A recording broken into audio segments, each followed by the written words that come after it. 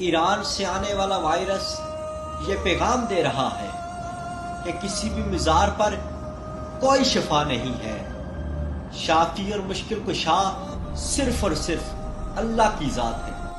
اعوذ باللہ السمیع العلیم من الشیطان الرجیم، بسم اللہ الرحمن الرحیم۔ تمام تار درود و سلام محمد و آل محمد پر، اور تمام تار حمد و ثنا پروردگار عالم کے لیے خاص ہے۔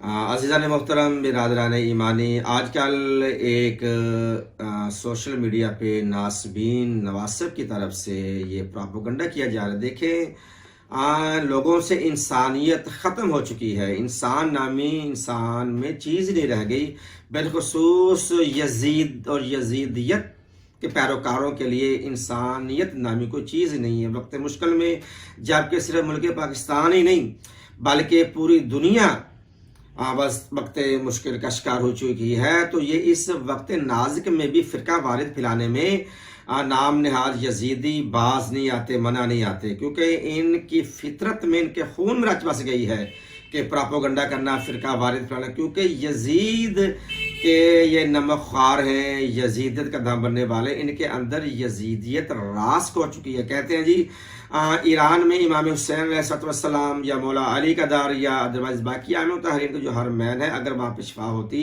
تو شیعہ وہاں پر صحت یاب ہو جاتے۔ عزیزان محترم، آج بھی ایرانی عراقی عوام اپنے حکمرانوں پہ یہ زور پریشر ڈال رہی ہے کہ حرموں کو کھولا جائے، کہ ہمیں یہاں سے شفا ملتی ہے، لیکن وہاں پہ اجتماع شروع ہوتا ہے، وہاں پر پروپیگنڈا کے تحت وائرس کو پہنچایا گیا ہے۔ مولا علی کا حرم ہو گیا یا امام حسین کربلا کا حرم ہو گیا یا باقی مطہرین کے مزارات ہے، وہ بعد میں باندھ ہوئے ہیں۔ ہم تمام تر انسانوں کا جو مرکز ہے دین اسلام میں وہ ہے بیت اللہ۔ سب سے پہلے سعودی عرب نے بیت اللہ کے دروازے لوگوں کے لیے بند کیے، نماز پڑھنے کے لیے بند کیے ہیں، زیارت کعبہ کو بند کیا ہے۔ تو یہی اگر پلٹا کے آپ کو جواب دوں تو یہ مناسب نہیں ہوگا، ایسی بات نہیں ہے۔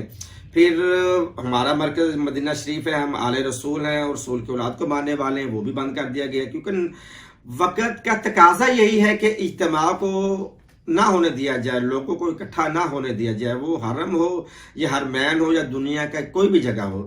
تو ایسے نازک وقت میں پروپیگنڈا، نیگیٹو پروپیگنڈا، منفی پروپیگنڈا کرنا نہ ملک کے مفاد میں ہے، نہ قوم کے مفاد میں ہے، نہ مسلمانوں کے، نہ انسانیت کے مفاد میں ہے۔ تو الحمدللہ بیت اللہ بند ہے، وہاں سے شفا ملتی ہے، وہ کیوں بند کر دیا گیا؟ ہمارا یہ ایمان و یہ یقین ہے کہ بیت اللہ سے شفا ملتی ہے، اور ملتی ہے، مسجد نبوی سے شفا ملتی ہے، مولا علی کے در سے شفا ملتی ہے، امام حسین کے در سے شفا ملتی ہے، لیکن یہ حکمرانوں کا فیصلہ ہے، اجتماع ہوتا ہے تو وہاں پہ یہ وائرس بڑھتا ہے۔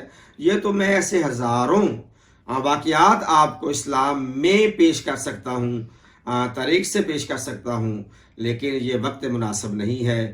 تو پلیز کائنڈلی ایسے دشمنان پاکستان، دشمنان اسلام جو منفی پروپیگنڈا کر رہے ہیں، ان لوگوں کی پرزور مذمت کی جائے اور ان کے پروپیگنڈوں کو روکا جائے، کیونکہ اس سے اچھے رزلٹ آنے والے نہیں ہیں۔